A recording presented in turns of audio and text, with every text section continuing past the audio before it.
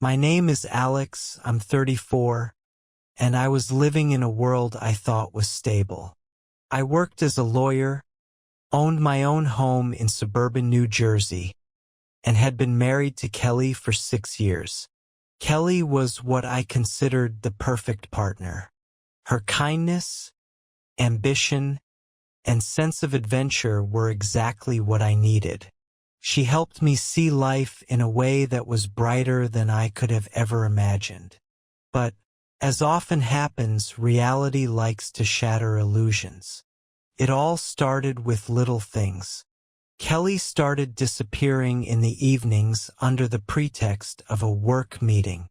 She worked at a marketing agency, and I didn't see anything suspicious at first. They were often preparing campaigns late at night, and Kelly always came home tired but happy. However, gradually her behavior changed. She became more aloof, always keeping her phone nearby, even in the shower. Her laugh, which I used to adore, became nervous and artificial. I started to notice how nervous she was when I asked her how her day was. That was the first time I had doubts. One evening, when she was at another meeting, I decided to check her laptop.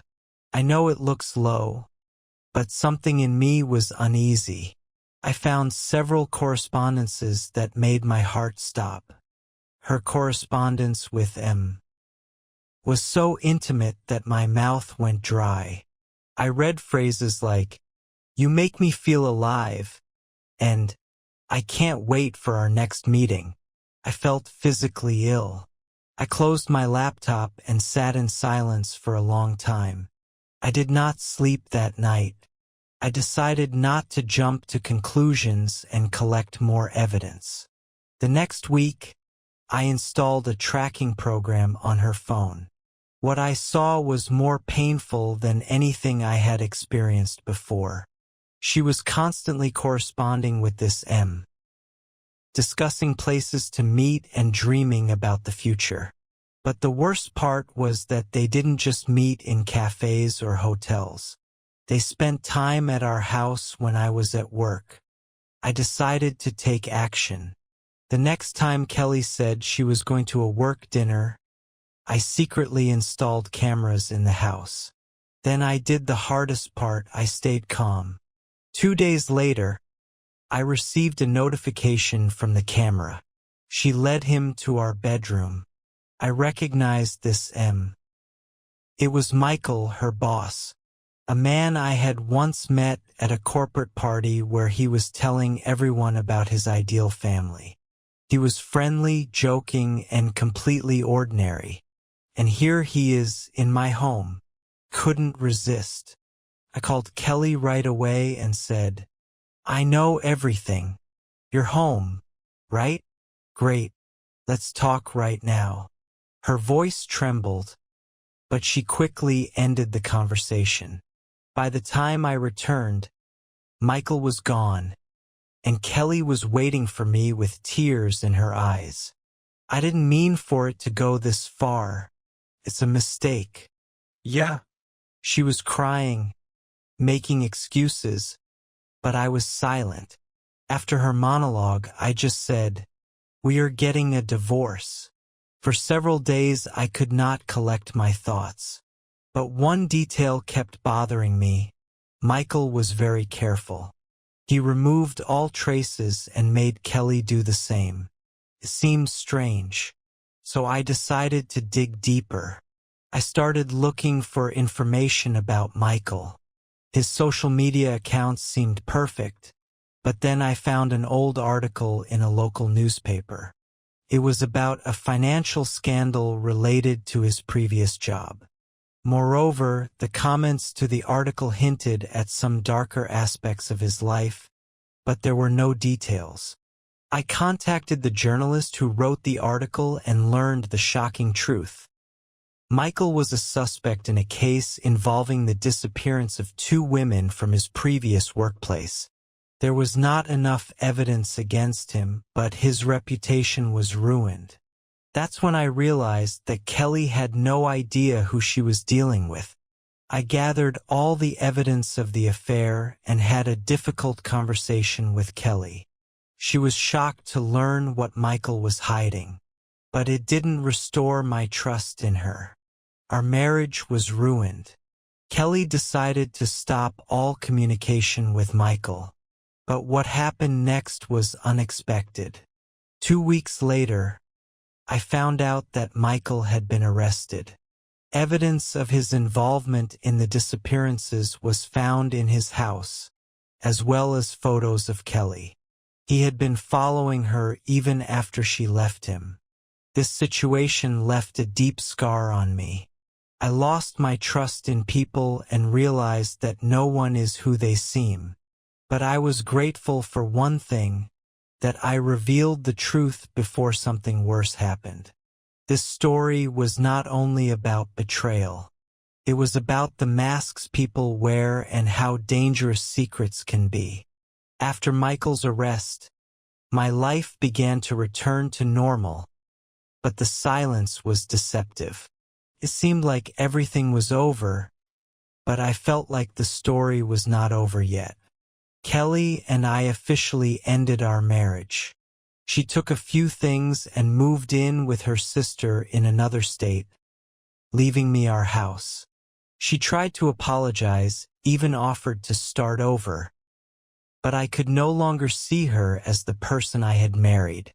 A few weeks after Michael's arrest, I received a call from the detective who was working on his case. What he said made me feel cold fear again. We look through Michael's records and your name appears in one of his personal diaries. He refers to you as an obstacle that seems to have ruined his plans. We are in the process of investigating, but I would like to warn you of the risks involved. It struck me that Michael not only considered me an enemy, but that he was planning something. It made me wonder how far he was willing to go. From that moment on, I became more cautious.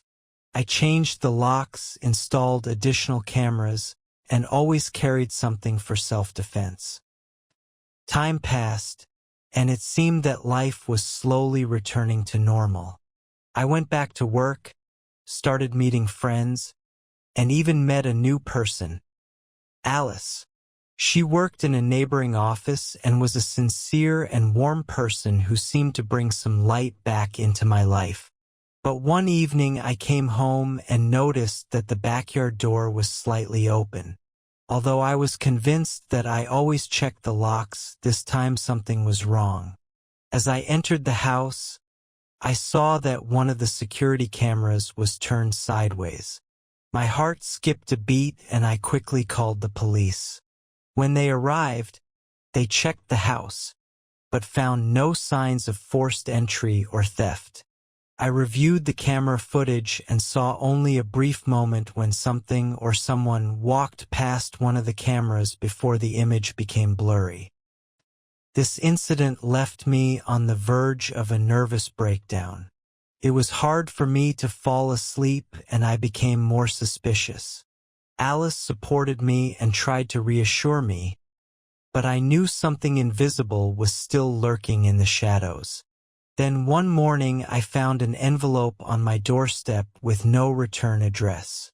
It contained only one piece of paper with an inscription, "We are not finished yet." My blood froze. I didn't know who had written it, but I had good reason to think it had something to do with Michael. But how? He was in prison. I went to the police, but they only recorded the incident and said they would look into it as part of Michael's case. However, they could not give me any guarantees of safety. A few weeks after the incident, I noticed that I was being followed. I saw the same black car outside my office, in the supermarket parking lot, even near my house. My paranoia grew and I decided to take action. I hired a private investigator to find out what was going on. The detective worked for several weeks, and his findings were even more surprising. It turned out that the car belonged to a private individual who was related to one of Michael's relatives. He didn't provide any more details, but it was enough for me to realize that the danger was not over. It culminated one evening when I was returning home from work. I noticed someone standing outside my house. It was Kelly. She looked confused and tired. "Alex, I know this sounds crazy, but you have to listen to me." It turned out that Michael had been contacting her from prison. He threatened her if she did not follow his instructions. She also received anonymous messages and even found herself being followed. She was scared and did not know what to do. We decided to join forces to end this once and for all. Together with the detective and the police, we organized an operation to track down the person who was following us. It turned out that it was one of Michael's former colleagues who was acting on his orders. Eventually, Michael was transferred to a stricter regime of detention, and his accomplices were arrested. I was relieved, but I realized that this story had left its mark. My life would never be the same again. Alice stayed by my side, and gradually I started to trust people again. As for Kelly, she moved to another country to start her life from scratch. I didn't hold a grudge against her, but I didn't want to go back to what had happened. This story taught me one important thing. Sometimes the most dangerous people are the ones we consider ordinary. And the most important thing is to always follow your intuition, even if the truth can be devastating. After all the events, I tried to return to normal life, but the feeling of anxiety remained with me like an unpleasant scar. Any unexpected call or mail made me alert. It seemed that even when everything was over, my subconscious kept waiting for new blows. I spent more time with Alice, who became a source of peace for me. Her warm presence helped me to restore my faith in relationships and people. We started to build a life together. Dinners at home, walks in the park, small trips on weekends. I felt like it was the reboot I needed, but something was still in the air. One morning I received a letter. It looked quite ordinary, but when I opened it, I realized I was wrong. It was a photograph. It was me and Alice having dinner at a restaurant a few days ago. There was only one word written on the back of the photo: always. This word burned me like a flame. I instantly realized who could be behind this, but the question was, how? Michael was in custody, and his accomplices were arrested. I showed the photo to the detective, and he promised to reopen Michael's case. In the meantime, I installed additional security equipment in the house. The surveillance cameras now covered not only the yard but also the surrounding streets. I bought a dog, a German Shepherd named Ray, who was to become my bodyguard. Alice was next to me, but I could see that she was starting to get scared too. She tried not to show her anxiety, but at night she often tossed and turned in bed restlessly. A week later, something happened that changed everything. One evening, when I got home from work, I heard Ray barking at someone in the yard. I looked out the window and saw a figure quickly disappearing into the darkness. I ran outside and found another envelope left by the door. This time, there was only a blank piece of paper inside, but I realized that it was a message. It was a signal that someone was very close. The next day, the police informed me that they had received information about a possible network of people connected to Michael. It turned out that he was using his connections, even from prison, to intimidate those he considered his enemies. It was insane. I didn't understand why Michael continued to pursue me, because his life was already ruined. The culmination came one evening when I received a call from an unknown number. I could hear heavy breathing on the other end of the line. And then a voice. "Alex, it's not over yet." It was Michael. He spoke calmly, almost confidently, and that was even more frightening. "I will not forget what you did. You have destroyed everything I have built. But now you will realize that this is only the beginning." I hung up, but my heart was pounding. I went to the police, and they confirmed that this was a violation of Michael's conditions of detention. He was transferred to an isolation ward. But I realized that even this would not stop him. Eventually, I decided I couldn't live in that house anymore. Together with Alice, we moved to another city to start over. I sold the house, changed my phone number and all my contacts. A few months passed and life started to get better. I found a new job and Alice started her own small business. We were planning for the future, but I always knew that peace of mind could be deceiving. My last memory of Michael was a letter I received a year after we moved. There was no signature on it, just a short message. Asterisk, "You can hide, but I will always find you." I burned the letter without reading it a second time. But his words have stayed with me forever, as a reminder that sometimes even after the war is over, some battles continue. Several years passed. I learned to live with the shadow of the past haunting me, but I no longer let it control my life. Alice and I got married in a quiet ceremony by the sea, with only our closest friends present. We chose a place that we didn't tell anyone, not even our family, for security reasons. We built a new home away from the big city, in a place where everyone knows their neighbors and every unfamiliar face immediately raises questions. I got into the habit of waking up at dawn and walking Ray. A sense of normalcy began to return, and I almost believed that this new chapter would be safe. Suddenly, everything changed one spring morning. I found an envelope in the mailbox. It didn't stand out among the regular mail, but when I opened it, my heart sank. Inside was a picture of our house clear, taken from a distance, but close enough to capture Alice and me in the backyard. On the back of the picture was the same word again. Always. It was like a bolt from the blue. I returned home, trying to hide my anxiety, but Alice immediately sensed that something was wrong. "It's him again, isn't it?"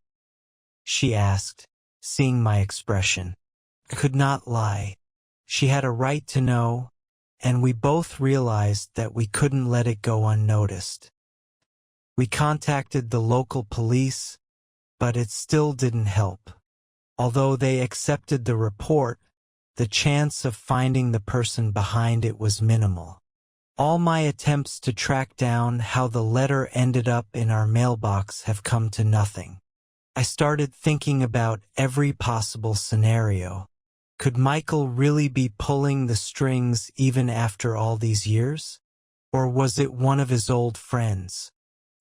Days turned into weeks and weeks into months. I became more cautious. The cameras around our house were now recording 24/7. We changed our habits. No evening walks and always locked doors, even during the day. One day, while watching the camera footage, I saw something that made me freeze. In the middle of the night, a figure stood by our fence. The person stood motionless, like a pillar, and then took a few steps back and disappeared into the darkness. The face was hidden under a hood, but this figure, something about it was painfully familiar. After this incident, I decided to act decisively. I hired a private investigator who specialized in cases like this. The first few weeks brought no results, but after a while he called me with news. "I found something," he said. "It's not Michael, but are you sure you want to know?" "Go ahead," I replied. It turned out that we were being followed by a person who had access to our residence information through the real estate rental system. His name didn't make sense to me, but it seemed like he was someone Michael had hired before he was imprisoned. The final break in the story came when the police searched this person's apartment. Turned out that she had a whole archive of photos, records, and even a detailed plan of our house. It was frightening, to say the least. She was detained, but she refused to cooperate. However, this did not bother me. I knew that we had done everything possible to protect ourselves. Alice and I decided that we would not run away anymore. We returned to normal life, but again made a clear rule: never ignore red flags. It was not the end I expected, but I realized one thing. Sometimes the real end comes not when the threat disappears, but when you decide not to be afraid of it anymore. The next few years passed in relative peace.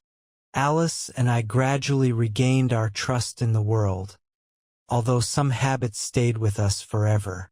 We always had surveillance cameras in our house, and Ray now slept by the front door all the time. Life was returning to normal, and this was a victory for us. I started writing my memoirs, an attempt to deal with everything that had happened and maybe leave my story as a warning to others. Alice took up gardening and opened a flower shop that became very popular in our community. One morning, when I was returning home after a walk with Ray, I was stopped by a postman. "You're Alex, right?" he asked, handing me a small package. "Yes, that's me." The package looked ordinary, but when I saw the sender, I broke out in a cold sweat. There was only one word on it: M. I brought the package into the house and opened it carefully. Inside was an old notebook and a handwritten letter. I recognized the writing style immediately. It was Michael's. Asterisk, Alex, if you're reading this, my days are numbered. I won't be around to see how you react, but that doesn't matter. I leave you this notebook as evidence, not against you, but against those who continue the work I started. You thought it was over, but you have no idea how deep the roots of this story are. I flipped through a few pages of the notebook. There were names, dates, places. It looked like more than just a diary. It was a list of people who obviously had connections to Michael and his business. I didn't know what to do. Should I hand it over to the police, or should I keep it as insurance? I realized that this notebook could be my defense, but at the same time it could get me into something even more dangerous. After consulting with Alice, we decided to give the notebook to the detective who was working on Michael's case. We haven't heard from him since. The police promised to keep us informed, but life was getting back to normal. A few months later, we received another piece of news. Michael had died in prison of a heart attack. His death was supposed to be the end of everything, but I couldn't shake the feeling that it was just another chapter in a never-ending story. The last time I felt the shadow of the past was at sunset, when Alice and I were sitting on the porch of our house. The wind swayed the branches of the trees, and everything looked so peaceful. "Do you still think about him?" she asked. "No," I lied. In fact, I knew that Michael would stay with me forever, like a shadow in the corner of my mind. But now I realized that this shadow does not rule my life. Although Michael's story was officially over, my own story was just beginning. Several years have passed. After Michael died and the notebook was handed over to the police, our lives became much calmer. Alice continued to develop her flower business, and I focused on finishing my memoir. We learned to enjoy the little things again: leisurely morning walks, evening tea parties on the terrace, talking about the future. But even when the past seemed to be behind me, I couldn't completely get rid of the feeling that something was left unfinished. One day I received an unexpected call from the detective who was working on Michael's case. "Alex, I know you asked me to keep you out of this," he began. "But there's one thing you should know." "What happened?" I asked, feeling the cold fingers of anxiety squeezing my heart. "The notebook you gave us led us to a serious group of influential people. It's not just Michael's business. It's a whole network. I thought I heard it in a nightmare." "Why are you telling me about this?" I asked, barely able to control my voice. "Because your name comes up in conversations again. They think you might have copies or other evidence." This conversation changed everything. I realized that my peace of mind was an illusion. The network the detective was talking about had the resources to find me anywhere. And although I was no longer afraid, I couldn't let that endanger Alice. We spent that night in silence.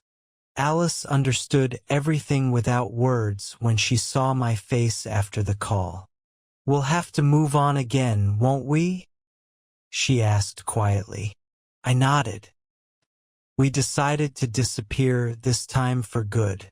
We sold the business, the house, all the unnecessary things, and chose a new place to start from scratch. But before I left, I did one last thing that I hoped would close the matter once and for all. I wrote a letter. In it, I stated that I no longer had any connection with this notebook and knew nothing about it. The letter was accompanied by a copy of the pictures of all the pages, the copy I had secretly made before handing over the original to the police.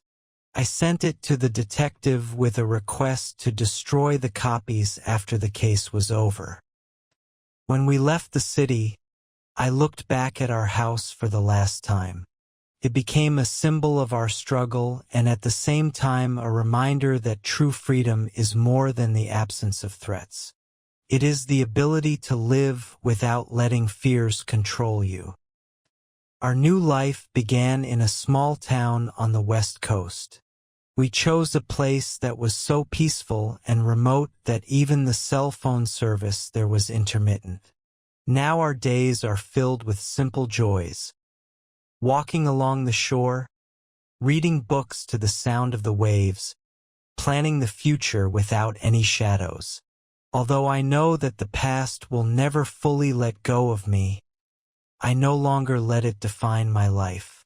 It was not a story of victory. It was a story of survival. But in this survival we found what we had been looking for all our lives: true peace. Time passed slowly and calmly, as if nature itself supported our desire for peace. Alice continued to work on the flower garden, and I devoted myself to fishing and writing new stories. Our lives became simple and predictable, and that was exactly what we needed.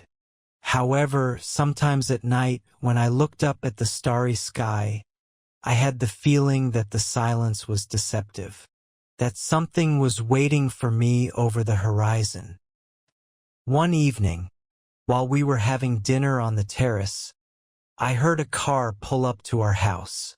It was strange because we were not expecting visitors. Alice looked at me warily. "Maybe neighbors?" she suggested. I stood up to see who it was and saw a dark sedan. The car door opened and a man in a dark suit got out. "Alex Drake?" he asked, not coming any closer. My heart was beating faster. I didn't answer, just looked at him. "My name is Henry Marshall," he continued. "I worked with Michael. We have something to discuss." These words made me feel cold. I turned to Alice and told her to stay inside, closing the door. Then I went out into the yard. "What do you want?" I asked coldly. Marshall smiled, but his smile was cold. "Don't worry. I'm not here to threaten you or your wife. I'm here with an offer. I don't need anything from you." "You're not going to listen, Alex. We know that you had copies of Michael's recordings. The police have them now, but that doesn't change the point. The network is alive, and it needs people who understand its value." I could barely contain myself from exploding. "You want me to work for you?" I asked incredulously. "Not really," he replied. "We want you to be with us. People who know how things work and who can keep their mouths shut are the most valuable." I was silent for a long time, analyzing his words. It was a trap. I knew it, but refusal could also have consequences. "Give me time to think," I said, trying to buy some time. "Of course," Marshall said, pulling out his business card. "But don't delay. Our offers don't last forever." He returned to the car, got in, and disappeared into the night.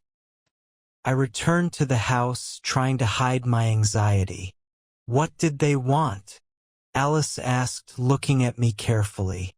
"It was nothing serious," I lied. I couldn't tell her the truth. I couldn't make her go through all that again. That night I couldn't sleep for a long time. Now I was faced with a choice. Accept their offer and get caught in the web again, or risk everything by refusing. At some point I realized that I already had the answer. The next morning I burned the business card. I decided that we had to disappear again. This time we went even further abroad, to a place where no one could find us. And although the past was breathing down our necks again, I knew it was the only right answer. We changed our names, our lives, and even the story of how we met. Now we no longer existed, just two strangers starting from scratch. In the new place, we became different people, literally. Our new names, Mike and Sarah, hardly aroused suspicion among the locals.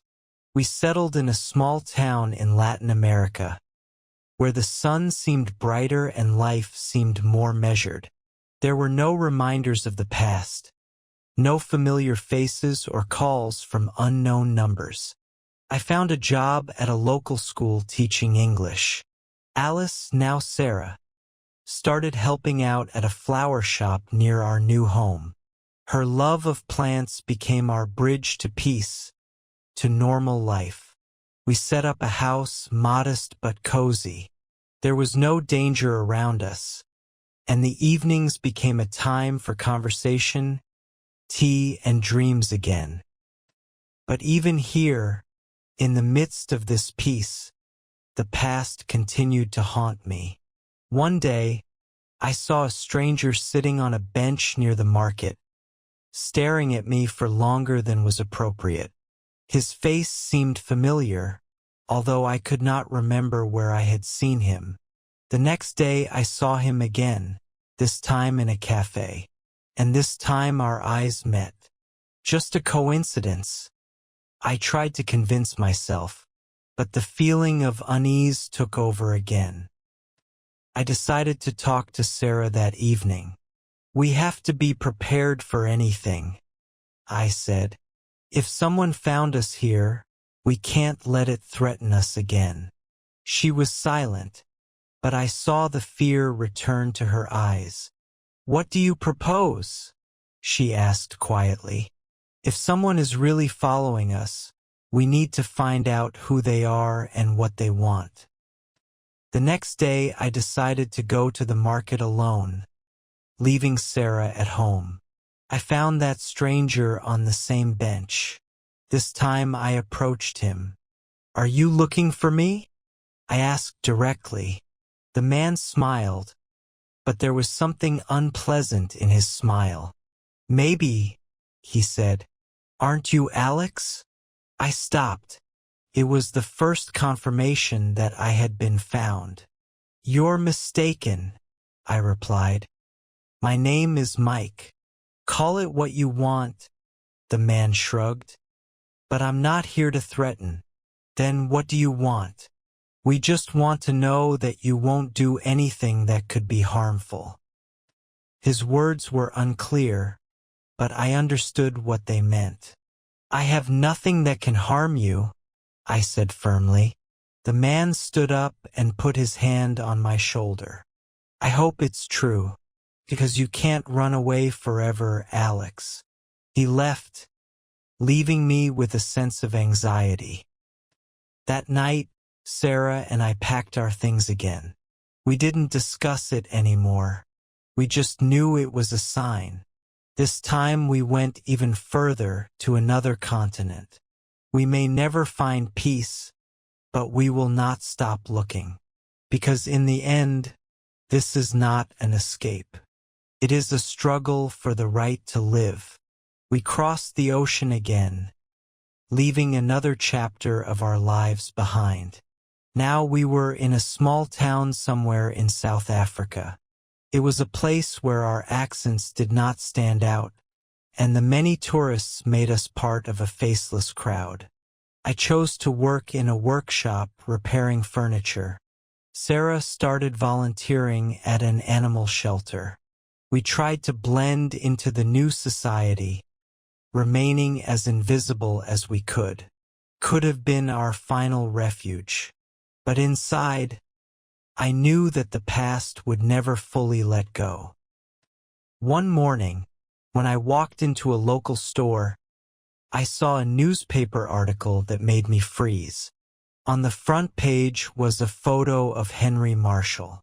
The headline said that his body had been found in his own home in the United States. The police suspected that it was a contract killing. I put the newspaper back down, feeling the blood rushing to my face. "Is something wrong?" the seller asked, noticing my confused look. "No, everything is fine," I quickly answered. But inside, everything was screaming. If Marshall was dead, it meant that there was a new player in the game. I came home and told Sarah. "Do you think this could be about us?" she asked, but her voice already contained the answer. "I think it's a warning," I said. This was the new reality we were living in. Those who considered us a threat would not stop until they were sure that we were completely destroyed. We decided to stay put, but our actions became even more cautious. I set up surveillance cameras, kept my phone off the internet, and avoided any traces that could give us away. Time passed and life seemed stable. But one night, when Sarah came home later than usual, I noticed that she looked worried. "What happened?" I asked. "There was a new man at the shelter today," she said. "He asked about you." "What exactly did he ask?"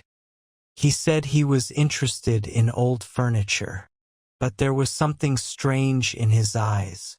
My hands clenched into fists. "What did he look like?" She described him as tall, thin, and with several noticeable scars on his face. He was a new player. The next day, I went to the shelter, trying to find traces of the stranger. But, as expected, he was gone. However, I had a feeling that this was only the beginning. Weeks passed and a new stranger appeared in our neighborhood. I saw him again, this time outside the coffee shop where we usually had breakfast. He did not try to hide his presence. His constant appearance began to force us to live in constant fear. We realized that running away was no longer a solution. It was a signal. If we want to save our lives, we will have to fight, not run, but fight. This time I made a decision I had been avoiding for years. I started looking for someone who could help. People who worked on the shadow side of the law, but could give me answers. We entered a game where the stakes were higher than ever. My decision to look for answers through shady channels was a game changer. I found a contact in the city, a man the locals called Archer, a middle-aged man with sharp features and a taciturn manner. He was the one who knew everything that was going on in the shadows. "Are you sure you want to go into this?" he asked me as we sat in the dark basement that served as his office. "I have no choice," I replied. I told him about the stranger with the scars and our escape, without revealing all the details. His eyes narrowed when I finished. "They are playing a long game," he said. "Those who are after you will not stop. But you can beat them if you know who is behind everything." "And how do I find out?" He smiled, showing a few broken teeth. "It will be expensive." I came home and told Sarah that I had given half of our savings to Archer for the information. She was shocked, but realized it was the only way. The next day I received a message. "Meet me at 2 a.m. Don't bring your phone with you." I arrived at the designated location, an abandoned warehouse on the outskirts of the city. Inside stood Archer holding a folder. "This is all I could find," he said, holding out the folder. I opened it and saw several photos. One of them was a man with scars, whom I recognized immediately. But there was another man standing next to him. I froze. It was a woman who looked very much like Sarah. "What is it?" I asked, feeling the ground begin to shake under my feet. "You said you trusted your wife," Archer said, "but it seems she hasn't been honest with you." I returned home, holding the folder in my hands. Sarah was waiting for me on the couch. Her face changed when she saw my expression. "What happened?" she asked. I threw the folder on the table in front of her. "Explain this." She opened the folder and turned pale. Her hands began to tremble when she saw the photos. "It's not what you think," she whispered. "Then tell me what it is.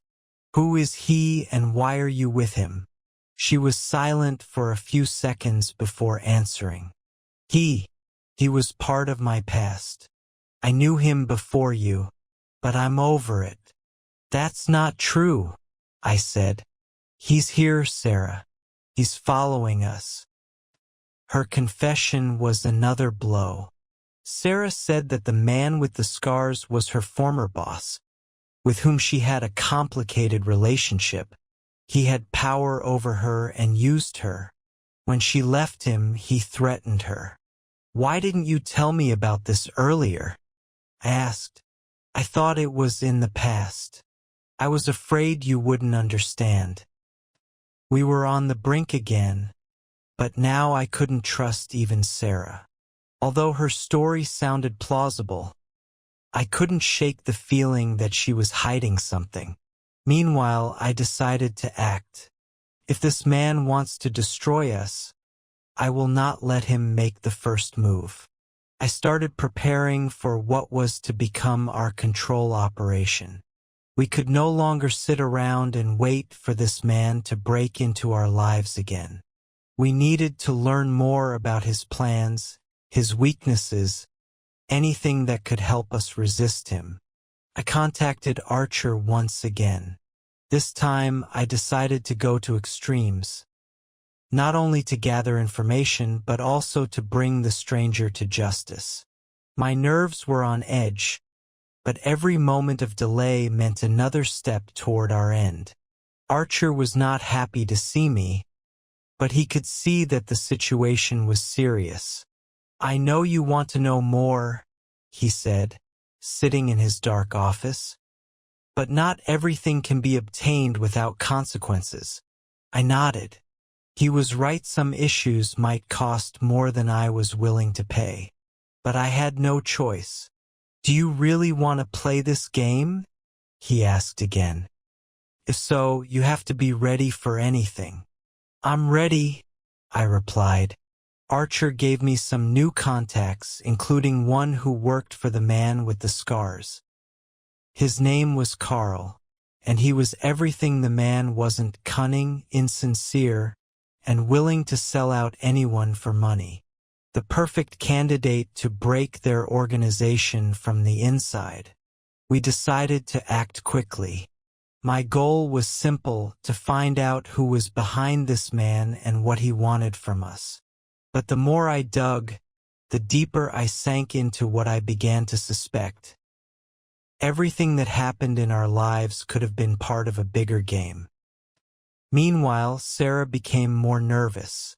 I could see the shadows in her eyes becoming more pronounced, and how each new day brought her more anxiety. "We have to leave," she said one evening when I returned home after another meeting with Archer. "We can't stay here. They're close." I did not answer. I understood why she was saying that, but I couldn't run anymore. I took a step back and looked at Sarah, at her tears that had reappeared. "We will not leave. We need to finish this. We have to fight." Sarah didn't say anything, but I could see how hard it was for her to make this decision. She still couldn't understand why I was willing to stay, why I was willing to take the risk. She thought she had run away enough, and now my determination was putting us in danger again. That evening changed everything. When I returned home late at night, I saw that the door was open. At first I thought I had just forgotten to close it, but when I went inside, I saw that there was no one in the apartment. My heart beat faster. I started looking until I came across a torn note on the table. "We took her away. If you find us, you will get her back." It was my nightmare. They took Sarah. There was no doubt who did it. Not only had the man with the scars been stalking us, but now he was threatening to expose us when we were most vulnerable. He had taken Sarah out to force me to follow his rules. I could not delay any longer. It was too far away. I gathered everything I could: contact numbers, addresses, anything that could help me find her. And I contacted Archer again. "He took her away," I said, barely able to control myself. "Help me." He looked at me, then at the cards I had brought. "Are you ready to give up everything to get her back?" he asked. I nodded. "I'm ready." We set off together into the night to find her.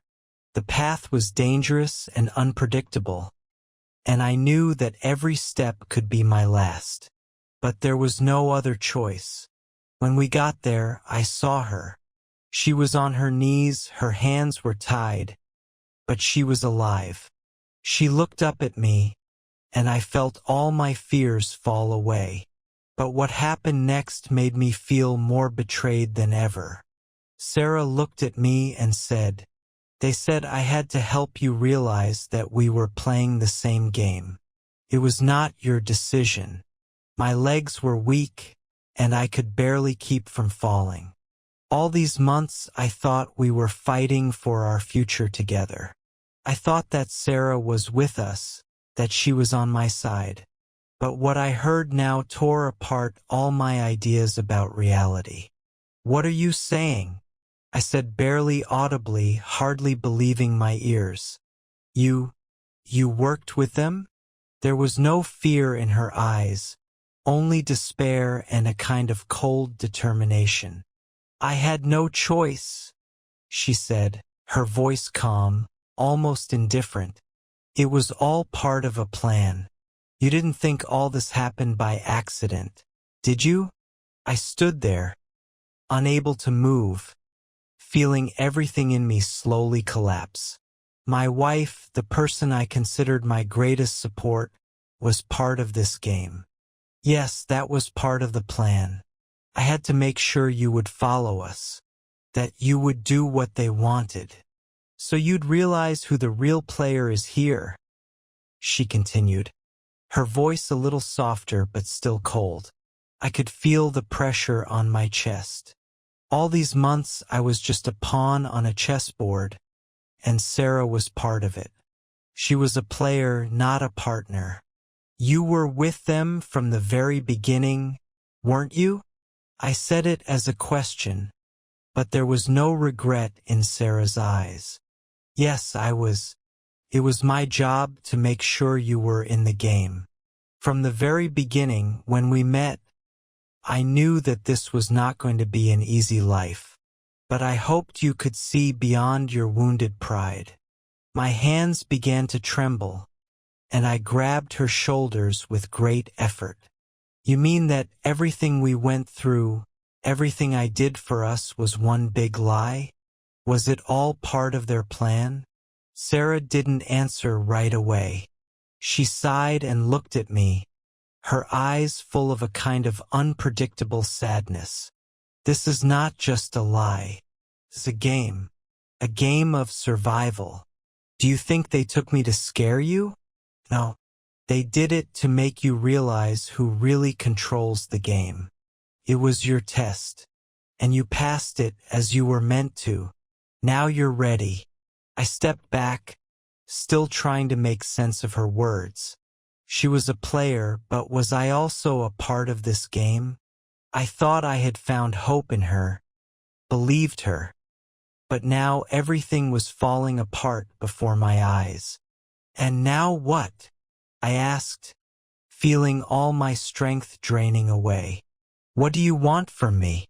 She stood in front of me, her eyes softer, but still burning with the same fire that I had once considered her strength.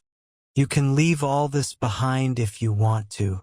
If you're ready to take real control," she said, her voice even more confident. "You can leave. You can forget what happened. But you know there will be consequences." I looked at her and her hands tied with a belt. I could feel that there was some truth in all of this, and some manipulation. My resolve had already begun to evaporate, and I could feel everything starting to fall apart. "How can you say that? You betrayed me," I said with pain in my voice. "It wasn't a betrayal," she replied. "It was a necessity. Do you think I didn't want to leave everything behind?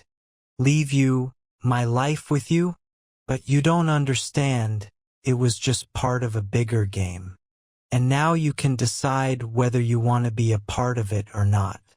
Her words seemed to be true, and at the same time I could not understand whether this was just another step in her manipulations. I was faced with a choice, but it seemed too difficult. We remained in a place where each of us had our own decisions. But these decisions no longer belonged to us alone. I stood in front of her, silent. Every word she said was like a heavy stone falling into my heart.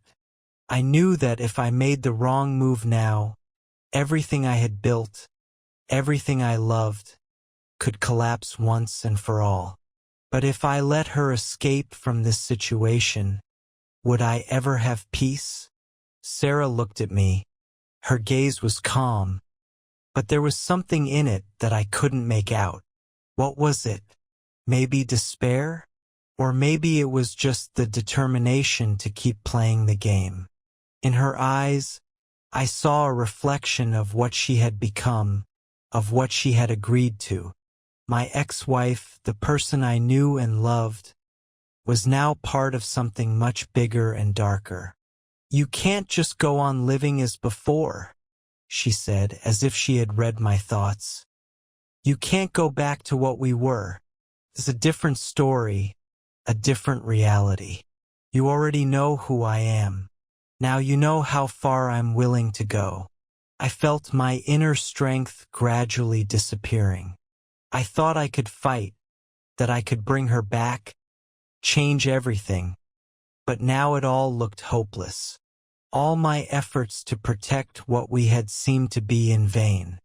"Are you saying that you can't be with me because I'm too deep in this game now?" I tried to speak calmly, although everything inside me was boiling. "That I can't come back because it's too late?" Sarah took a step toward me, and I felt her presence penetrate deeper into my consciousness. "No," she said, her voice gentle now. "You can make a choice. You can try to go back, to stop. But don't fool yourself. The game is already underway. You are already with us. And if you want to change that, you have to accept us as we are." I stepped back again, taking deep breaths, trying to understand what was happening. Sarah was standing in front of me, and I could see that her words were not just threats. She wasn't manipulating me. She was just telling me the truth, a truth that I could not change. Suddenly, I felt a cold hand on my shoulder. I turned around and saw a man who seemed familiar approaching us. The same man who was behind all this, the one who controlled everything, who was standing behind Sarah. "You've finally figured it out," he said, smiling like a man who knows more than others. "I'm glad you feel ready. Now you can make your choice." I was amazed. This was not a coincidence. This man was part of the same world as Sarah.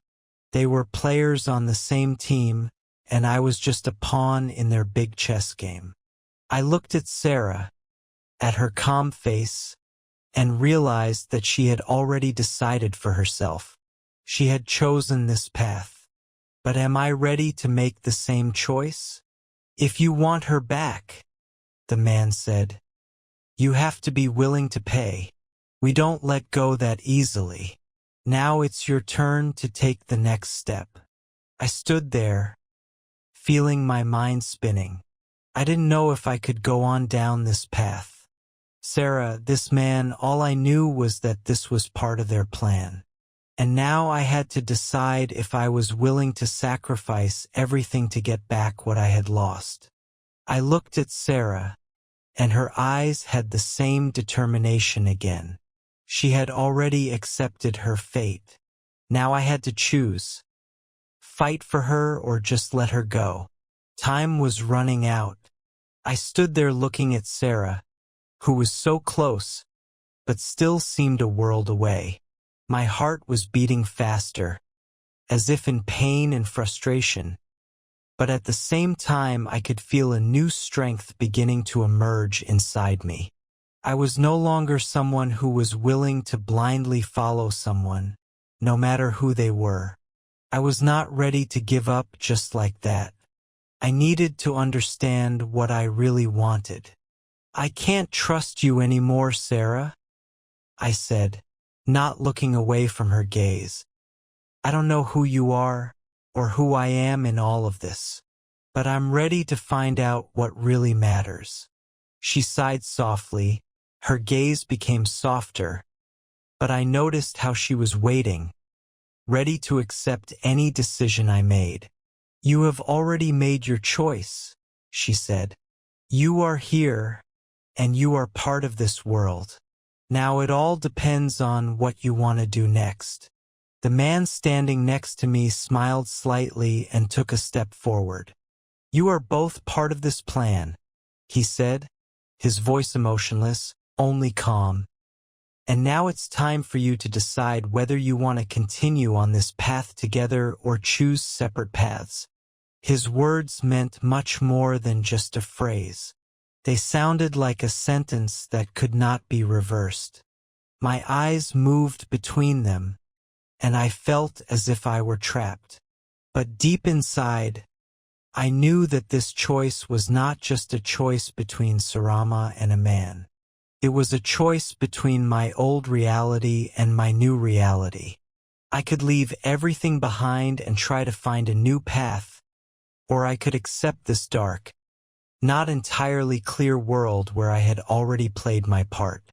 Sarah, turning to me again, said, "If you want to leave everything behind, that's your freedom.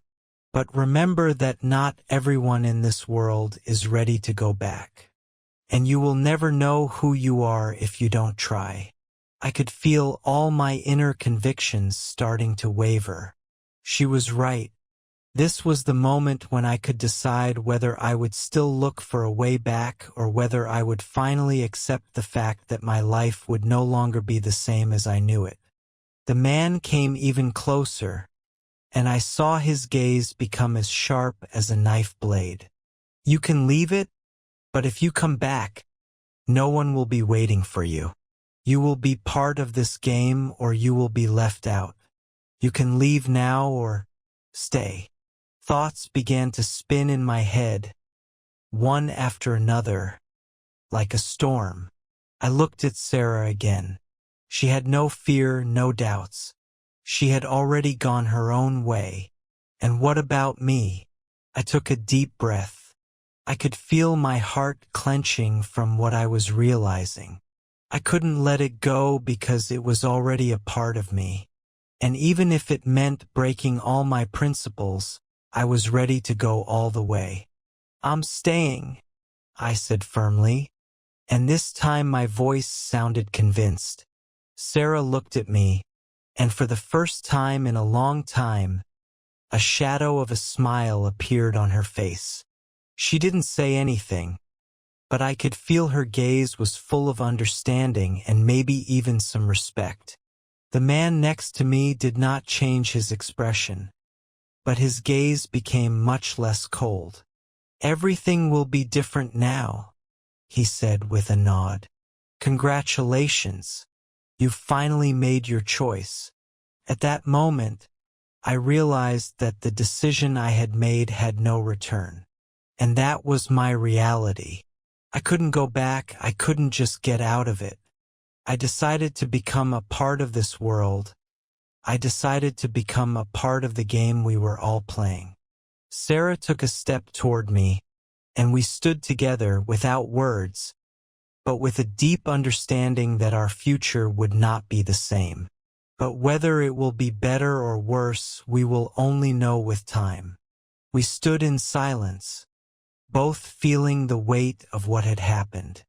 It was not just the physical presence of each other, it was more than that.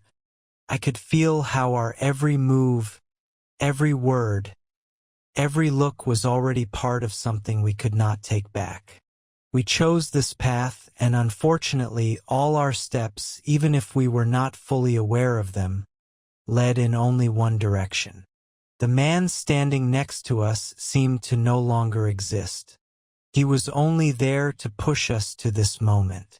Now that we had made our choice, his role was over, and we were alone again in this new world. Sarah came closer and touched my hand. It was a silent, invisible sign that she also realized that there would be no going back. It seemed that her touch was a symbol that we were now together in this world, that we could not be without each other. No, not in the sense that we love or need each other. It was a world where we simply had to be together as two parts of one irreversible system. "You realize that this is no longer just your choice," she said quietly. Her words went through me, and I felt their truth. "You have become part of something bigger. You've become part of our game." I looked into her eyes, trying to understand what she meant, but I realized one thing. She was sure that no more explanations were needed. We were already in a place where words didn't matter. I had made my choice, and now it determined everything that would happen next. What now? I asked, realizing that there was no point in asking more. The answer was obvious. Sarah looked at me with an expression I had never seen on her face before. This was not the same woman I had once known. This was a woman who had long since stopped doubting her actions. She knew that we had made a decision that changed not only our lives, but also the way we saw everything around us. "You are now a part of us," she said, her voice even calmer. "You have become a part of our reality, and now your future is something we will create together. And it will be not just a future, but a whole new world for you." I began to realize that there was no end to my struggle. I was no longer someone who just stood at the crossroads of choice and waited for the decision to come to me. I was no longer just an observer. Now I was an active participant in a game that had no rules except those we set ourselves. "What if I'm not ready for this?" I asked, although I realized that this question no longer mattered. "You've already accepted it," Sarah replied. "You have no choice." There was no aggression in her words, only firm confidence. She was not surprised by my question because she knew I would stay anyway. She knew me better than I thought she did, and that was what scared me the most. I turned to the man who had been watching us from a distance. His gaze was cold and calculating, like a man who had long been able to manipulate people without giving them even a chance to feel that they were part of something much bigger. "You made the right choice," he said. "Now you will work for us. You will fulfill your role as we agreed." At that moment, I realized the gravity of the situation. My freedom, my illusions that I still had control were just memories. I was now part of this world, this mechanism, where there was no place for those who doubted or hesitated. "What exactly should I do?" I asked, although deep down I already knew that there would be no answer to this question. I had already decided everything for myself, but that didn't mean I didn't look for some reassurance in some words. The man smiled, and an expression appeared on his face that I could not read. It was the expression of a person who sees more than we other people. Now I felt like a pawn in a huge chess game, where every move was part of a strategy that I did not fully understand. "You will know everything when the time comes," he said, and his words seemed to require no further explanation. We stood in silence, and I could feel the invisible threads of this game wrapped around me. Now that I had made my choice, I was no longer just a player. I was part of something bigger, and this bigger no longer allowed me to stop or look for a way out. In the end, I realized that I was just one of many who had long been part of this dark, invisible game. And I will never know what I could have done if I hadn't made that decision. When I think about it now, I realize that everything that happened after that moment was just a consequence of one small decision that seemed so insignificant when I made it. I could have just walked away, given up on it, saved myself, but every step we take changes our future. The choice I made influenced every move I made after that. Sarah and that man, their coexistence, their plans, none of this seemed alien anymore. They had become my allies, my partners in this new world where I had a role I had not chosen. I began to see connections that had been invisible before, realizing that my life was now intertwined with them in unpredictable ways. And although I tried to escape, deep down I knew I couldn't. They controlled everything that happened to me. No, they did not have physical power over my body, but they had control over my thoughts, my feelings, my hopes and fears. I would have been a fool not to notice this. They knew me better than I knew myself. And so we moved on in a downward spiral, and each step became harder, but also more necessary. I felt like every moment was bringing us closer to something bigger, something I couldn't even imagine.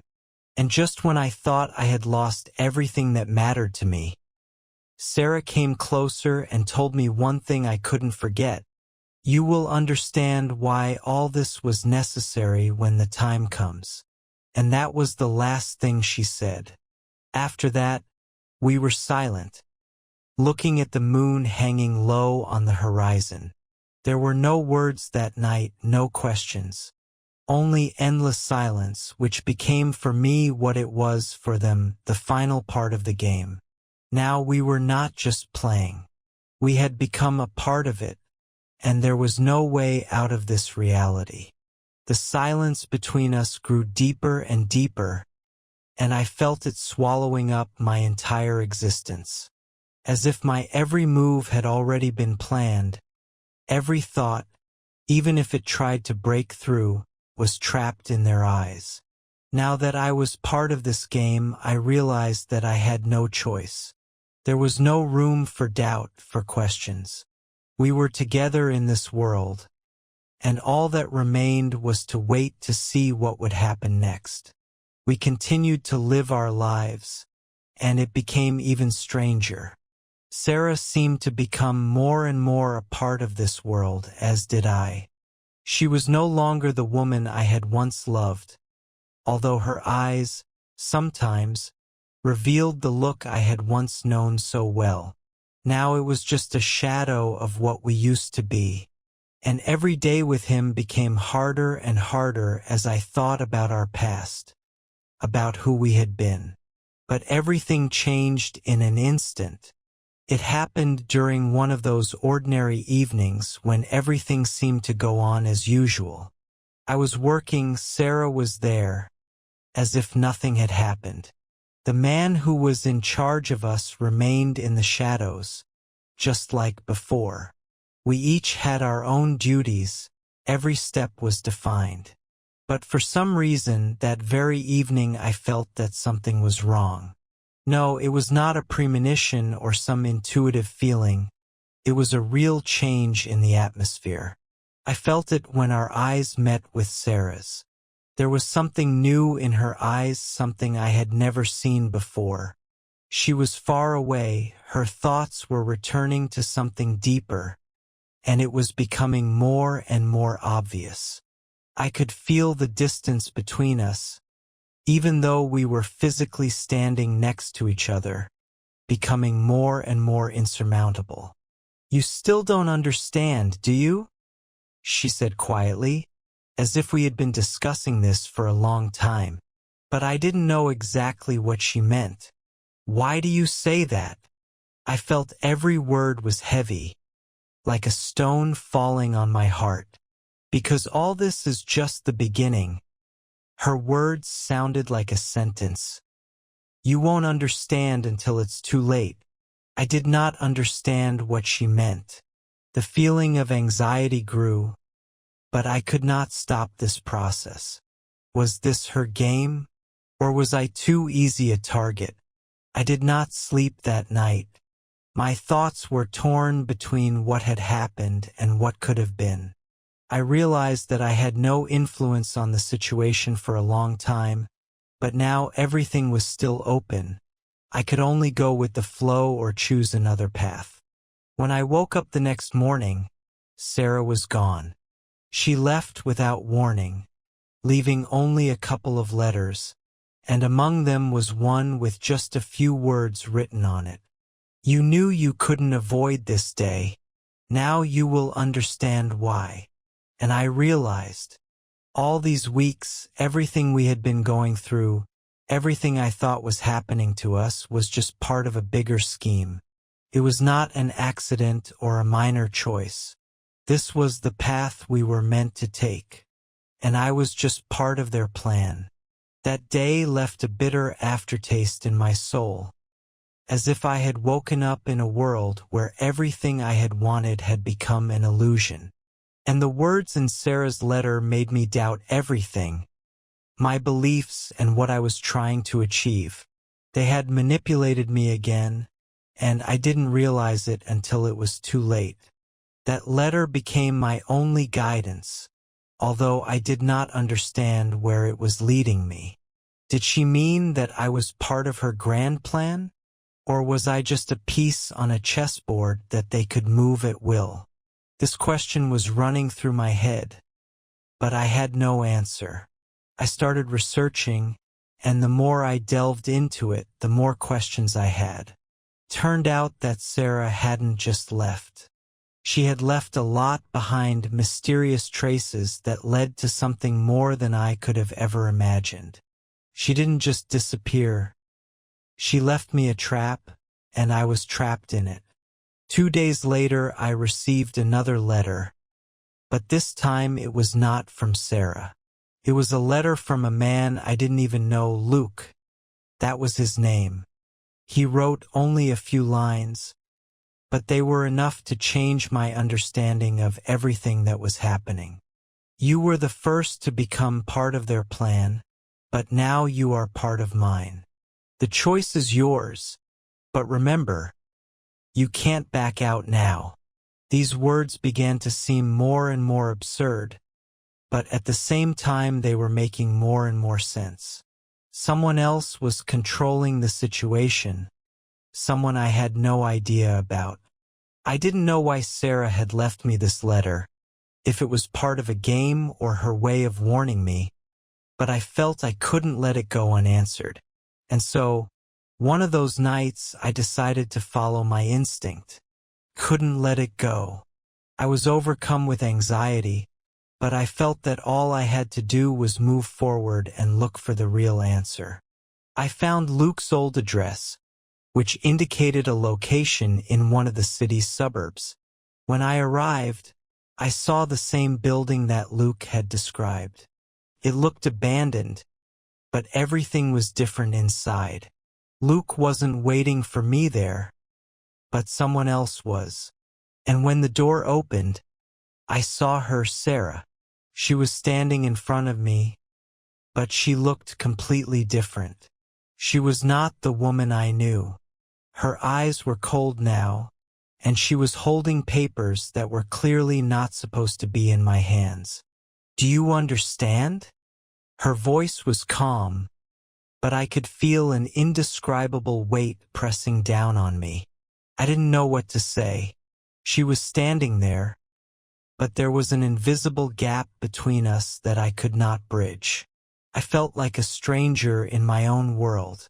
"It's not what you think," she said, as if trying to explain that I had misunderstood the whole situation. But I wasn't sure I understood it anymore. And to be honest, it no longer mattered to me whether she was a traitor or part of a plan. I was ready to accept either reality.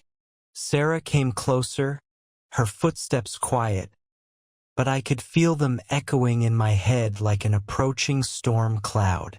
Her eyes never left mine, but they didn't have the tenderness that had once attracted me so much. Now they had a cold glow, as if she was part of something bigger and scarier than I could imagine. "Do you understand what we're doing?" she said, her voice even calmer, almost mechanical. "This isn't just a game. It's a choice you made a long time ago." I did not answer. My thoughts were torn between the desire to escape and the need to understand everything. I felt my consciousness gradually dissolve into the dark reality she was creating around her. She was not just a woman I loved. She was part of something much bigger. "You've been in the game from the beginning," she continued, leaning toward me. "You and Luke and we were all just pieces on a chessboard. And now, as we approach the final, the choice is yours." I began to understand. It was not just a betrayal, not just a separation between us. It was a manipulation of which I was a part from the very beginning. But why? Why did I become a part of it and not notice it earlier? My mind was blown, and at that moment I realized that I no longer had control over the situation. Sarah had become a stranger to me, but at the same time I was worried that this could be just the beginning of an even more complicated game. "What do you want from me?" I finally said, although my voice was full of doubt. "I want you to choose," she answered, looking at me with an expression I couldn't decipher. "You can stay here and be part of this big game, or you can leave and forget everything. Just know that it will be impossible to forget." I stood there in silence, trying to cope with what was happening. But another choice began to emerge in me. This was not a game. This was a reality that I had to deal with, even if I didn't understand where it would lead. I could not go back. Meanwhile, Luke appeared out of the shadows, his eyes also cold.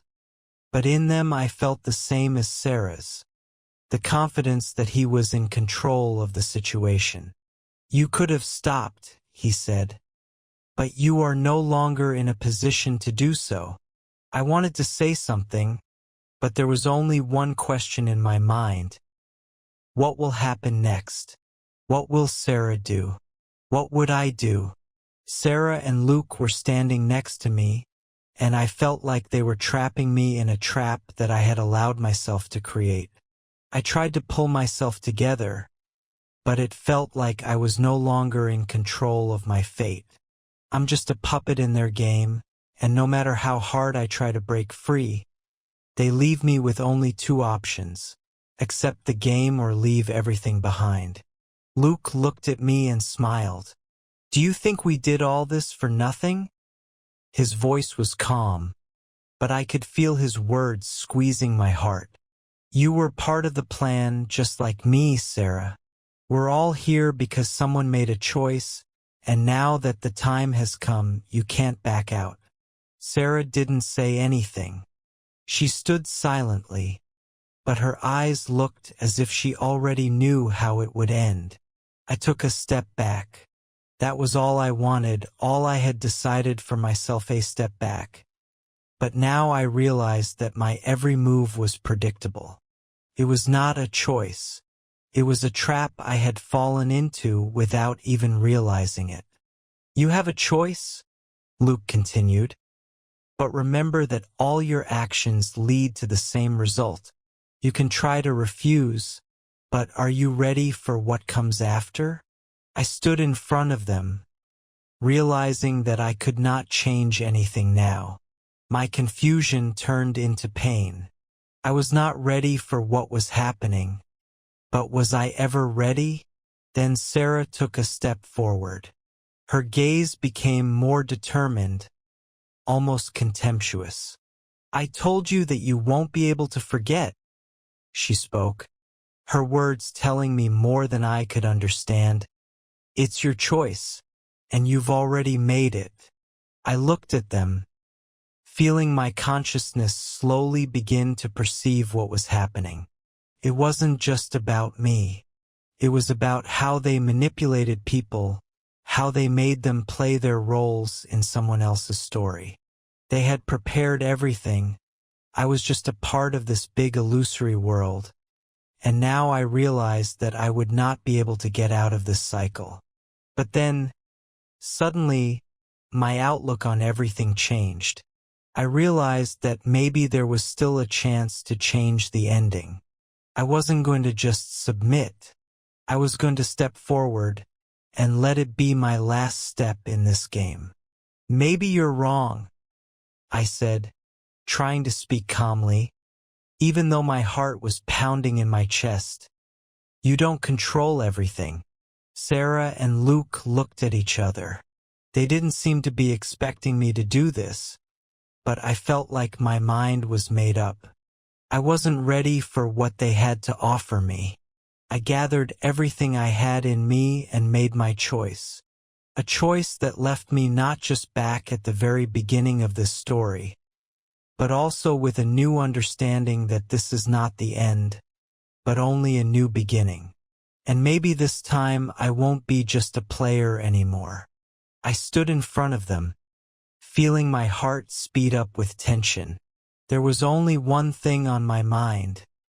I could no longer be a part of their game. Neither Sarah nor Luke could fully understand what was happening now. They thought I would break, that I would fall to my knees and accept their rules. But I knew that there was one way I could break out of this vicious circle. "Do you think that I am just another piece on the chessboard?" I said calmly, looking them in the eye. "That I am just fulfilling your ambitions? But you don't know that I have already made a choice. My choice is not to follow in your footsteps. My choice is to change everything, even if it means leaving you behind." Sarah and Luke looked at each other again, and their faces showed neither understanding nor surprise. They must have thought I was just another moment of hesitation, one of their traps, one of many they had for me. But I was no longer hesitating. I was ready to do something that no one expected, neither they nor I. I slowly turned around, realizing that I no longer had any desire to stay in their world. I was no longer willing to be a part of this dark scenario they were so carefully creating around me. I just walked away, not looking back. I could no longer watch my life become part of their game. But as I was leaving the room, I heard Luke speak. "Did you think you could run away?" His voice was calm, even angry. "We are all here to teach you. You think you can just disappear? You can't take back what's already happened. This is our game, and you are in it to the end." I didn't stop. I could feel his words cutting into my consciousness, but I wasn't going to let him influence my decision. My way is my way, and I will not let them mislead me anymore. After I left them behind, I knew that my choice had changed everything. I was no longer willing to submit to those who thought they could manipulate my reality. And although I didn't know what lay ahead, I knew I would no longer be a victim of their game. It was my new beginning. My story is not over yet, and I am ready to go my own way. I was walking through the city at night, without a precise direction. My soul was full of different emotions. Anger, sadness, despair, but also relief. I realized that I would never be able to restore what had happened before that moment, but at least I could start something new. No matter how hard I tried to avoid the betrayal, it had already become part of my reality. Now that everything has changed, I decided not to let it determine my future anymore. I stopped at an intersection and looked up at the sky. All these months I had been searching for answers, trying to understand what had really happened, why everything had happened. I still didn't know why exactly Sarah and Luke decided to manipulate me, why they were playing this game, and why I had to be in it.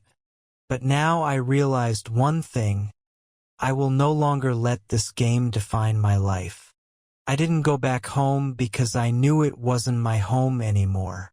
Sarah, Luke, they were all part of the past, and I wasn't ready to be a part of their world anymore. I didn't want to fall back into the same hole I had managed to get out of. My life needed a new beginning. A few days passed and I still hadn't returned home. I found a temporary place, a small apartment on the outskirts of the city. All my things were still in the apartment where Sarah and I used to live together. I didn't want to take them, I didn't even want to see them again. I knew that for me it was no longer a place to live, but only a symbol of the past that I could no longer bear. I worked on myself and started looking for new opportunities. Staying trapped in the past would mean leaving myself without a future, so I did everything I could to move forward.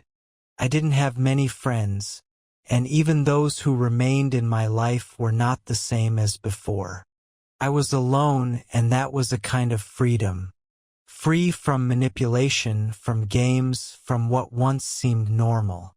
But one day, when I was leaving the new office after another meeting, I saw a familiar face. It was Sarah. She was standing on the sidewalk, staring at me, as if waiting for me to approach. I didn't know what to do. She was in the same role I had left her in. But I realized that this time I was not the one who needed her presence. Perhaps she wanted to explain everything, to justify herself, or, on the contrary, to continue her game. But I wasn't ready to be a part of it. I turned around and walked on without looking at her. My choice was that I would no longer allow people to manipulate my life. And although it was a difficult choice, I felt that finally, after all these events, I had become who I really was. Free. I didn't know what to expect from the future, and it was both frightening and extremely liberating. All my previous lives, betrayals, deceit, manipulation, now seemed like a veil separating me from my true self. I was no longer the person others wanted me to be. I became a person who made my own choices, even if they were painful. My new reality was somewhere between hope and doubt. I had several new acquaintances, new opportunities at work, but my feelings remained ambiguous. I still wasn't ready to trust people. And although I had taken a step towards letting go of the past, I couldn't shake the feeling that maybe it was all just another trap. Another deception waiting for me around every corner. I continued to live my life, trying not to look back. But the more time passed, the more I felt that something was wrong. That maybe I hadn't quite freed myself from what had happened. That I hadn't given myself the opportunity to completely forget it. And worst of all, I felt that, despite my best efforts, I was still in their hands, albeit not so obviously.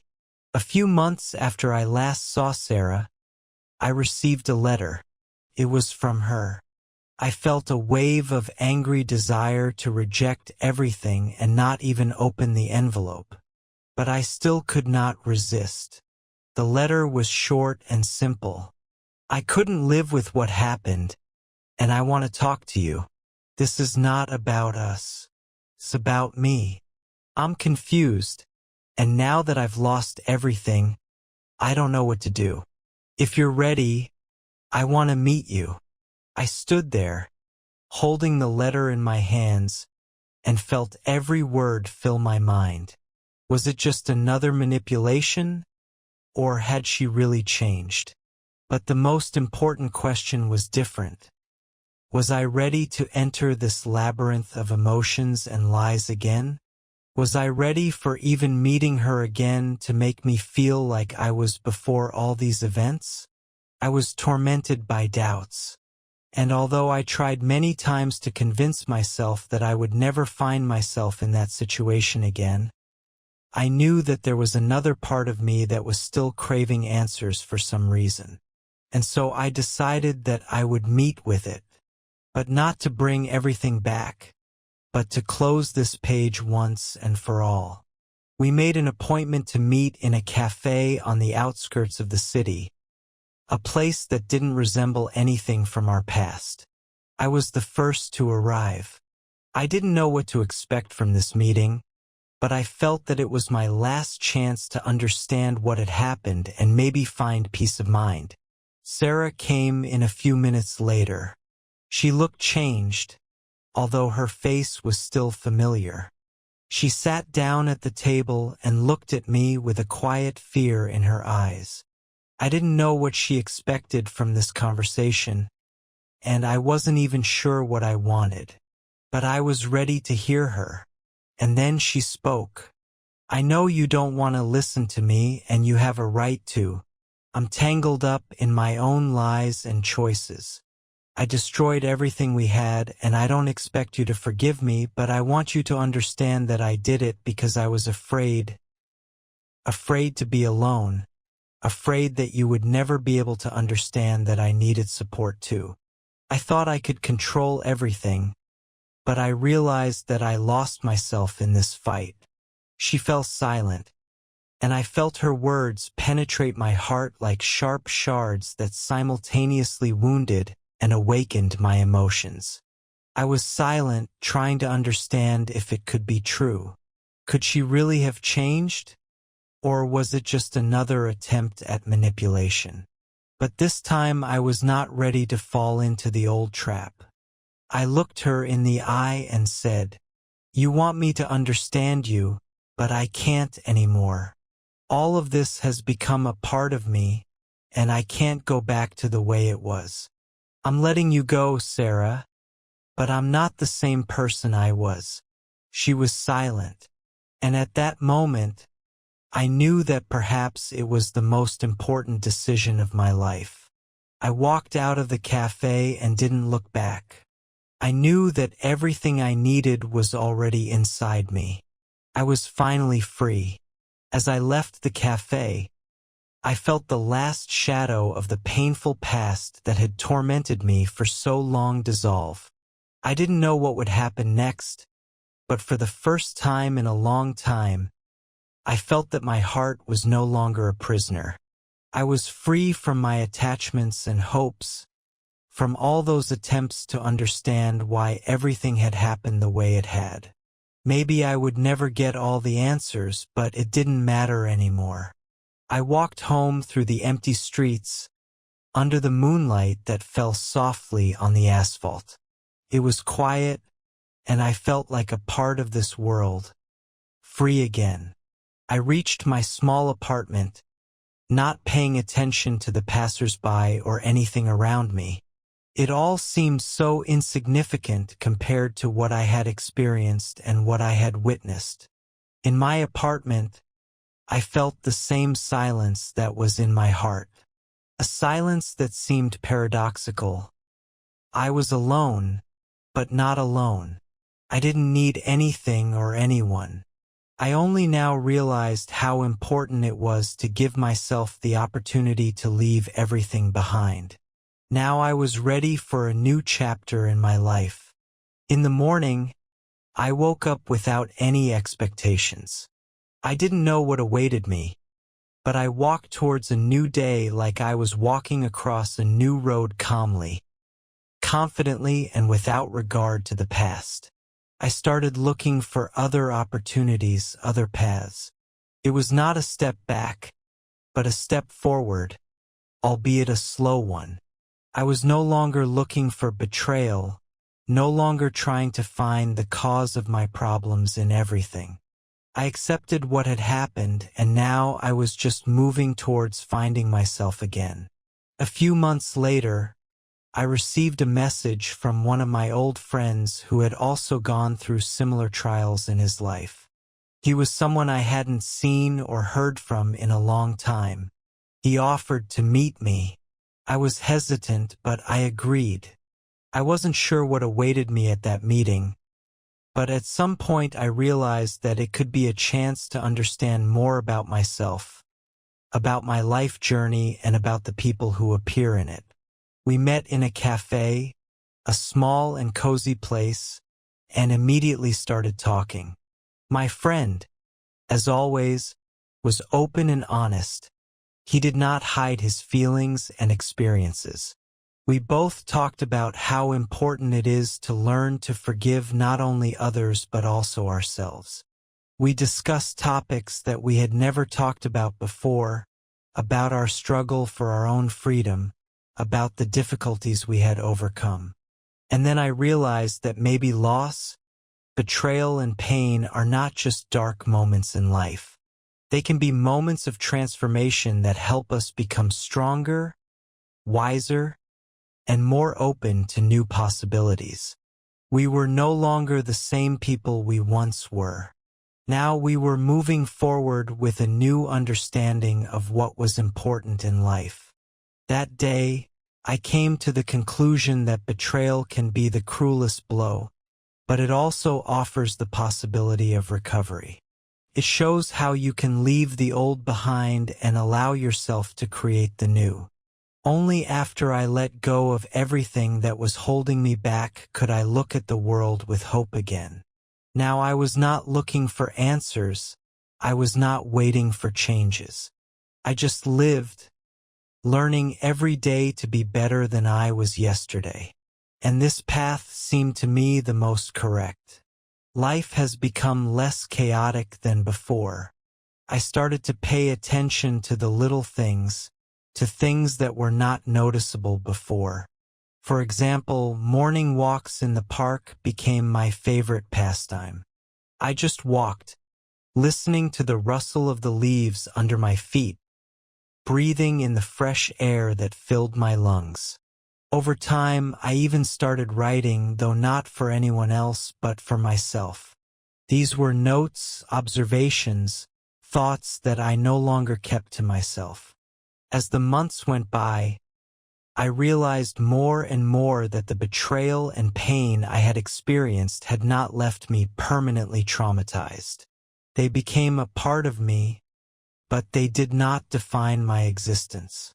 Sometimes at night I would wake up thinking about how everything could have been different if not for the betrayal, if I hadn't learned the truth at that moment, but then I would just dismiss those thoughts. They were unimportant, not now. One evening, when I was sitting on my balcony, something happened to me again that I did not expect. I saw a light shining through the window of the neighboring apartment.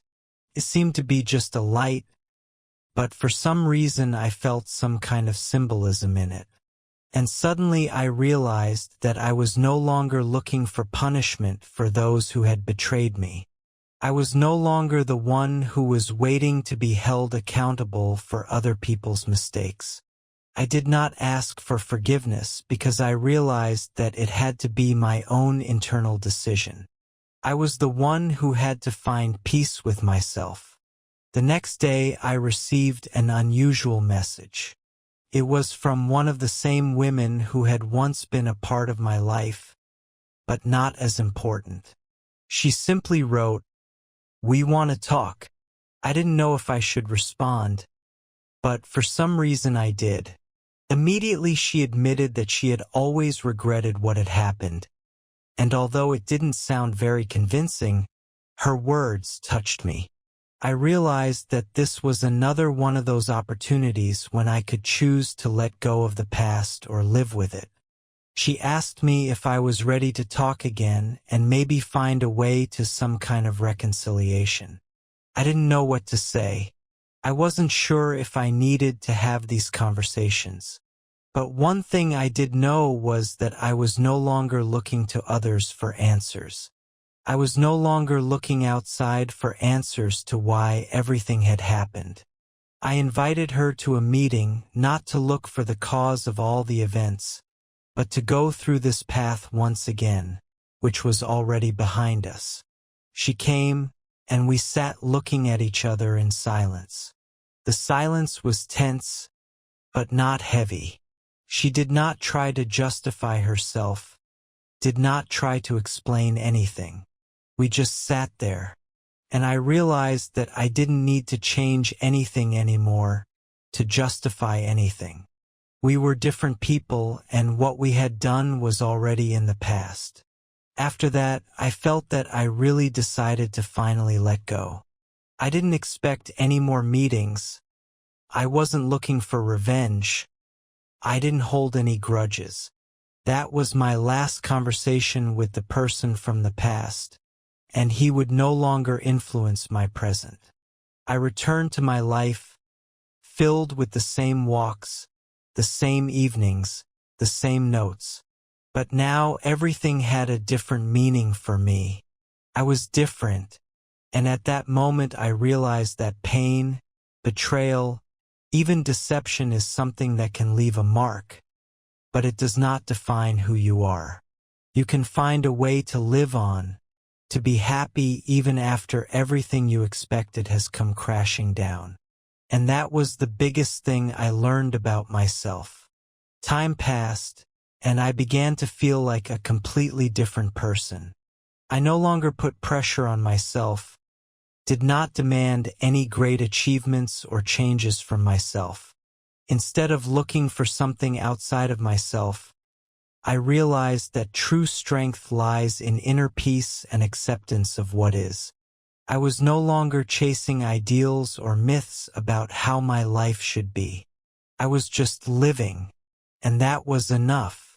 A year after the incident, I realized that I had changed so much that even my environment began to notice the changes. My old friends, who had seen me before all this, were now surprised to notice how I had become calmer, more open and less prone to violent emotions. I didn't waste time with people who didn't appreciate me, and I wasn't trying to please everyone around me anymore. It was a new freedom, the freedom to be myself. Once I met a young woman on the street. She was confident, intelligent, and had something I hadn't seen in people for a long time: the ability to just be. She did not seek confirmation of her actions, did not seek attention. She simply lived, giving a part of herself only to those who deserved it. I found this attractive. She became a part of my life, but without excessive expectations, without false illusions. Our relationship was not cloudless, but it was real. We didn't try to be perfect for each other, and we didn't give each other ultimatums. Instead, we grew together, learned to feel what we wanted and understand what we needed.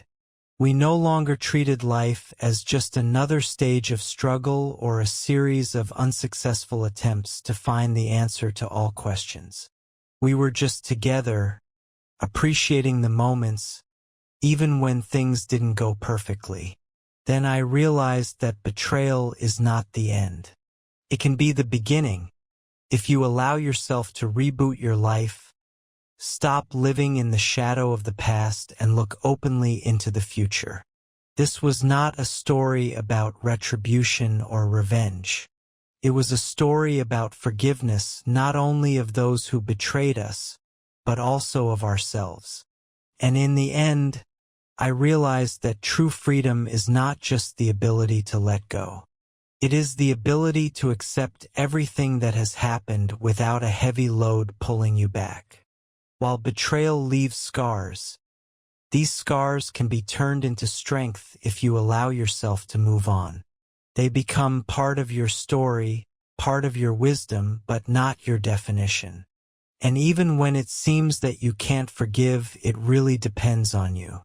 Forgiveness is more about you than it is about the person who betrayed you. It was not just a story about betrayal. It was a story about change, about how one can be reborn even when all seems lost. Over time, I realized that true resurrection is not something that happens in churches or myths. It is something that happens in the heart when you decide to move on, leaving behind everything that is no longer useful to you. I was no longer the person I used to be. I became a person who knows how to live in the moment, appreciate the small joys that come every day, and know that everything that happened in the past no longer controls my present. And maybe this is the most important victory. We continued to live together, and I felt that every day brought me closer to a new version of myself. The relationship with this woman became my reflection of what I wanted. She wasn't perfect, and I wasn't perfect either. But it was honest. Together, we built what was important to us, without striving for some idealized standards. From time to time, of course, difficulties arose. Sometimes I thought about my past, about the woman who betrayed me, about those painful moments when I had to convince myself again and again that I deserved better. But every year these thoughts became weaker, less significant. I stopped letting them guide my actions. One day, Sitting in the kitchen with this new woman, I realized that my life was no longer defined by what had happened before. And even what seemed like the darkest moments were now just part of my story. I no longer sought comfort in the words of other people or in accepting their opinions. I accepted myself as I was, with all my flaws and experiences. She was an important part of my life, but she was not the only reason for my peace of mind. I learned to find inner balance on my own, without depending on external factors. And that was the most valuable lesson, to realize that you don't need something or someone to be happy. You already have everything you need inside you. And yet, sometimes when I was alone with myself, I remembered the past. Other, less pleasant moments also left their mark, but instead of looking back, I started thinking about the future. I realized that I cannot change what happened, but I can choose how to move forward. And maybe that was enough. A few years passed and I felt my outlook on life changing. I no longer had fear of betrayal or failure. They no longer had the same power as before. I realized that every betrayal, every painful situation was just a step towards becoming stronger and wiser. And although I was sometimes tempted to go back to the past, I knew that was just weakness. That was not my path. My path was to move forward. And at that moment, I realized that these few years of self-discovery, self-improvement, and acceptance had allowed me to become the true master of my life. Life wasn't perfect, but I wasn't looking for ideals anymore. I accepted myself as I was, and that was enough. Everything else, relationships, people, actions, became additional bonuses, not the basis of my happiness. I was enough for myself, and that gave me peace of mind. It was my final liberation from the past. I no longer wanted to blame anyone or seek retribution. All those painful moments were behind me, and I no longer wasted time revisiting them. I looked ahead and knew that the future, although unknown, was mine.